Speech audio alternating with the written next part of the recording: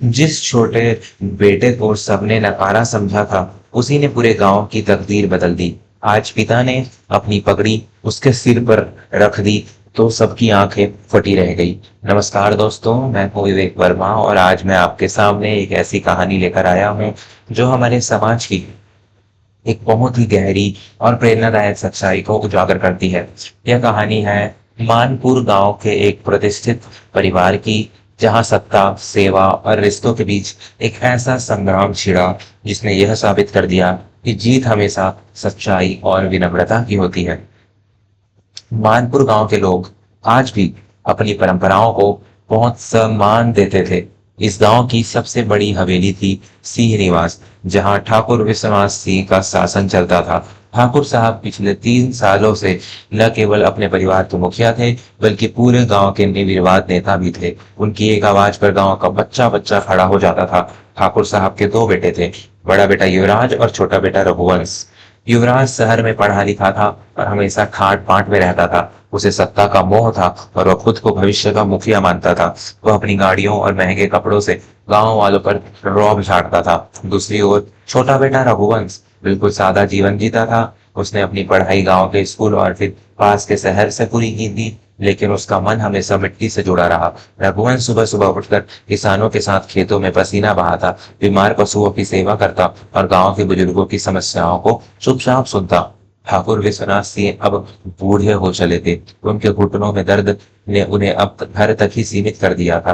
गांव में नए पंचायत चुनाव और परिवार की विरासत को संभालने का समय आ गया था। युवराज को पूरा भरोसा था कि विरासत उसे ही मिलेगी। वह अपने दोस्तों के साथ महफिलों में कहता था, अरे भाई, इस गांव को चलाने के लिए रसूख चाहिए और वो सिर्फ मेरे पास है। बाबूजी के बाद इस हवेली की चाबियां और गांव की पगड़ी मेरे ही सर सजेगी। लेकिन रघुवंश इन सब बातों से दूर रहता था। उसे गद्दी का कोई लालच नहीं था।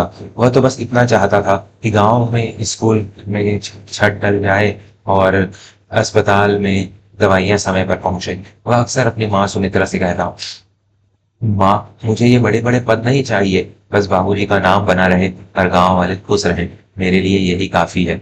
गांव में चुनावी सरगर्मी बढ़ गई थी। युवराज ने अपने प्रचार में खूब पैसा बहाया। उसने शराब और पैसों के दम पर युवाओं को अपनी ओर करना शुरू कर दिया। वह गरीबों को डराता धमकाता भी था। एक दिन जब एक गरीब किसान हरिया अपनी फसल के नुकसान की गुहार लेकर हवेली आया, तो युवराज ने उसे धक्का देकर बाहर निकाल दिया। ए हरिया, यहाँ भीख मांगने मत आ। फसल खराब हुई है तो इसमें मेरी क्या गलती? भाग यहाँ से, दोबारा दिखाई मत देना, युवराज चिल्लाया। हरिया की आंखों में आंसू थे। वह बाहर निकल ही रहा था कि रघुवंश ने उसे रोक लिया। रघुवंश ने न केवल उसे ढाढ़स बधाया, बल्कि अपनी व्यक्तिगत बचत से उसकी मदद भी की और खुद उसके खेत पर जाकर समाधान निकाला।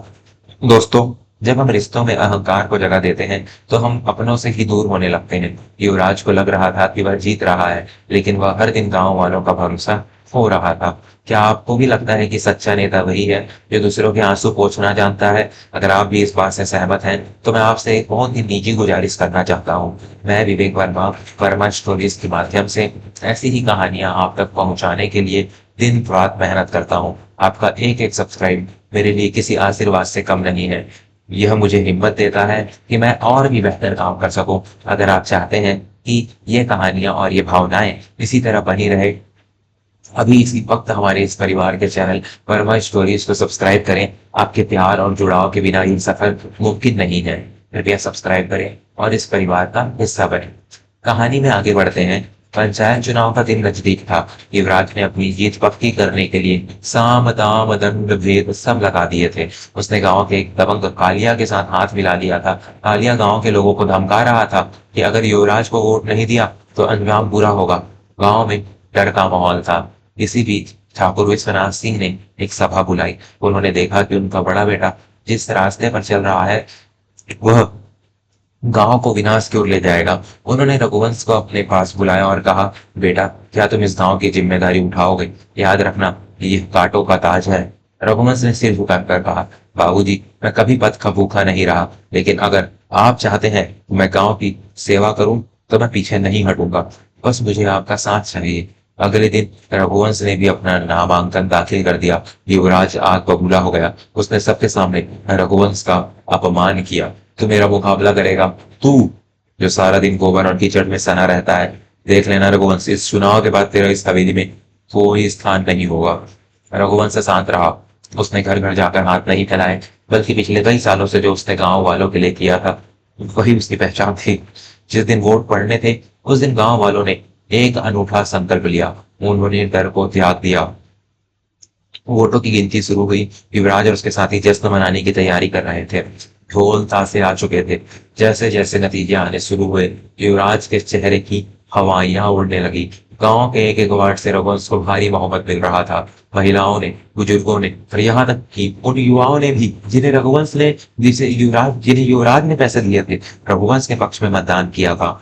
जब अंतिम नतीजे आए तो रघुवंश ने युवराज को भारी अंतर से हरा दिया था। यह सिर्फ एक चुनाव की जीत नहीं थी, यह उस विश्वास की जीत थी जो रघुवंश ने सालों से कमाया था।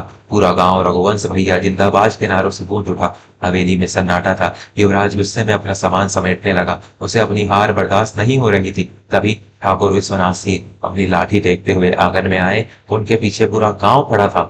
कहाँ जा रहे हो युवराज? ठाकुर साहब की कड़क आवाज गूंजी। बाबूजी, आपने देखा, इस मामूली रघु ने मुझे हरा दिया। अब मैं इस गांव में नहीं रह सकता, युवराज ने चिढ़कर कहा। ठाकुर साहब मुस्कुराए। बेटा, उसने तुम्हें नहीं हराया, बल्कि तुम्हारे अहंकार ने तुम्हें हराया है। जनता बेवकूफ नहीं होती। उसे पता है कि कौन उसकी परवाह करता है और कौन सिर्फ हुक्म चलाना चाहता है। फिर ठाकुर साहब ने अपनी पुरानी रेशमी पगड़ी उतारी। यह वह पगड़ी थी जिसे उन्होंने 30 सालों तक पूरी शान से पहना था। उन्होंने रघुवंश को अपने पास बुलाया। आज से तुम न केवल इस गांव के मुखिया हो, बल्कि इस हवेली के उत्तराधिकारी भी। यह पगड़ी तुम्हारी सेवा और सच्चाई का इनाम है। जैसे ही ठाकुर साहब ने वह पगड़ी रघुवंश के सर पर रखी, पूरे गांव की तालियों की गड़गड़ाहट से आसमान सिर पर उठा लिया। रघुवंश और की आंखों में आंसू थे। उसने सबसे पहले अपने पिता के पैर छुए, फिर अपनी माँ के, और फिर वह सीधे अपने बड़े भाई युवराज के पास गया। दोस्तों, विजय का असली आनंद तभी है जब हम अपनों को साथ लेकर चलें। रघुवंश की इस महानता और गांव वालों के अटूट विश्वास ने आज एक नया इतिहास रच दिया था। अगर आपको रघुवंश का यह किरदार और ठाकुर साहब का फैसला सही लगा तो इस वीडियो को लाइक जरूर करें। मैं जानता हूं कि आप में से बहुत से लोग मेरी कहानियां सुनते हैं, लेकिन शायद सब्सक्राइब करना भूल जाते हैं। आपका एक सब्सक्राइब मेरे लिए बहुत मायने रखता है। यह मुझे महसूस कराता है कि मेरा काम सार्थक हो रहा है। तो देर ना करें, अभी वर्मा स्टोरीज को सब्सक्राइब करें और घंटी वाला बटन दबा दें, ताकि हमारी अगली कहानी सबसे पहले आप तक पहुंचे। रघुवंश ने युवराज के हाथ पकड़े और कहा, भैया, आप कहीं नहीं जा रहे। यह घर आपका है। मुखिया मैं नहीं, हम दोनों मिलकर बनेंगे। मुझे आपकी सलाह की और आपके साथ की जरूरत है। पद तो आता जाता रहता है, लेकिन भाई का रिश्ता हमेशा बना रहना चाहिए। युवराज के कठोर हृदय में जैसे कुछ पिघल गया। उसे अपनी गलती का एहसास हुआ। उसने रघुवंश को गले लगा लिया और सबके सामने अपनी गलतियों की माफी मांगी। रघुवंश ने मुखिया बनते ही सबसे पहले गांव के लिए कुछ बड़े काम किए। उसने गांव की सरकारी समिति बनाई ताकि किसानों को बिचौलियों से बचाया जा सके। उसने गांव में एक बड़ी लाइब्रेरी खुलवाई और लड़कियों की शिक्षा के लिए अलग से बस की व्यवस्था थी। मानपुर गांव अब एक आदर्श गांव बन चुका था। दूर दराज के लोग देखने आते थे कि कैसे एक युवा मुखिया ने पूरे गांव की सूरत बदल दी है। ठाकुर विश्वनाथ सिंह अब आराम से अपनी कुर्सी पर बैठकर रघुवंश को काम करते देखते थे। उन्हें गर्व था कि उन्होंने सही समय पर सही फैसला लिया। इस कहानी से हमें यही सीख मिलती है कि पद और शक्ति किसी को महान नहीं बनाती, बल्कि इंसान की नीयत और उसके कर्म उसे ऊंचाइयों पर ले जाते हैं।